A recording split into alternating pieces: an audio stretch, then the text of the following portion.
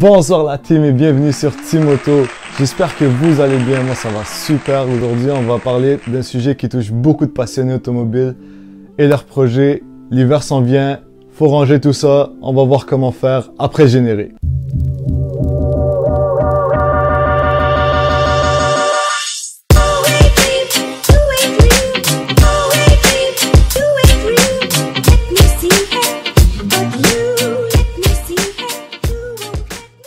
Comme je l'ai dit plus tôt, l'hiver s'en vient, puis les projets, faut que ça rentre au garage.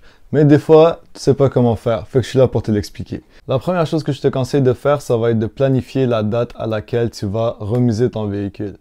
Fait qu'en sachant la date à laquelle tu vas remiser ton véhicule, déjà tu vas être plus proactif, si on peut dire ça, être plus stimulé pour, si t'as pas de garage, trouver un entrepôt ou quoi que ce soit, puis que tu brettes pas, parce que des fois, on s'y prend trop tard, puis là, les entrepôts, ben, il n'y a plus de place, le voisin, son garage, non, il l'a rempli avec d'autres chars ou whatever. Fait que la première chose que je te conseille, c'est de te fixer une date limite à toi-même, comme ça, tu vas être sûr qu'à cette date-là, t'as de quoi, t'as une place pour ranger ton char. Fait qu'une fois que tu t'es mis en tête la date à peu près à laquelle tu vas storer ta voiture, moi, je te dirais de commencer à faire des recherches au niveau de la SAC, parce qu'il y a des étapes à suivre, pour sauver de l'argent en passant. Ça, c'est une bonne côté des choses. Vu que tu vas pas rouler ton véhicule, ben, le temps que tu vas payer tes plaques va être raccourci. Puis au niveau de tes assurances aussi, ça va être important de les appeler pour avoir de l'information en avance de comment assurer ta voiture lorsque tu le remises. Donc pour la SAC, je te mets le lien dans la description. Tu peux aller sur leur site puis suivre les étapes en ligne pour remiser ton auto. Tu peux tout faire en ligne. Par contre, si ça ne tente pas de le faire en ligne parce que tu es moins à l'aise avec les ordinateurs ou quoi que ce soit, tu peux toujours te présenter, mais bonne chance avec le temps d'attente. Sinon, tu peux le faire en ligne, puis les appeler, puis ils vont t'aider en même temps dans ton processus pour remiser ton véhicule, il n'y aura pas de problème. Donc là, admettons, comme en ce moment, on est arrivé au mois d'octobre, fin octobre, ça va être le temps de remiser ton auto. Qu'est-ce qu'il faut que tu fasses avant de remiser ton auto? Moi, je te dirais, la première chose à faire, ça va être de le nettoyer. Un bon nettoyage. Passer un bon coup de savon, tout enlever, ça va être beau pour ton char. Puis, il faut pas négliger l'intérieur du véhicule. T'as pas envie de te ramasser avec des frites pourries au printemps, puis que la première ride avec ta belle voiture, ça va être avec des mauvaises odeurs. T'as pas envie de ça, fait que passe un bon aspirateur à l'intérieur, clean ça, puis quand tu vas la retrouver au printemps, tu vas être bien content, puis elle va être toute propre. Comment bien choisir son environnement pour storer sa voiture? Dis-toi tout d'abord que l'ennemi numéro 1, là, ça va être l'humidité. Tu veux pas que ton véhicule reste dans une place humide pendant 4, 5, 6 mois. Parce que toute la rouille qui s'est déjà formée un peu sur ton véhicule, ben, elle va juste se développer encore plus rapidement, puis tu veux pas ça. Si tu entreposes ton véhicule dans un garage ou dans un entrepôt, assure-toi que l'entrepôt ou le garage soit aéré.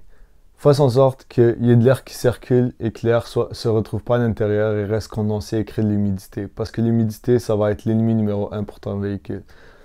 Souvent, les projets de voiture et tout, c'est rare que ça va être des véhicules neufs. Donc, c'est des véhicules qui ont déjà été utilisés. Et dans le fond, ils ont des petits spots de rouille qui commencent, puis tu veux pas que ça s'aggrave. Puis si tu veux minimiser ça, assure-toi que la place où tu vas le garder, à l'intérieur, il y a de l'air qui circule. Puis une autre chose que tu pourrais rajouter, ça va être de le monter, de le mettre sur des chandelles pour qu'il y ait de l'air qui circule en dessous aussi.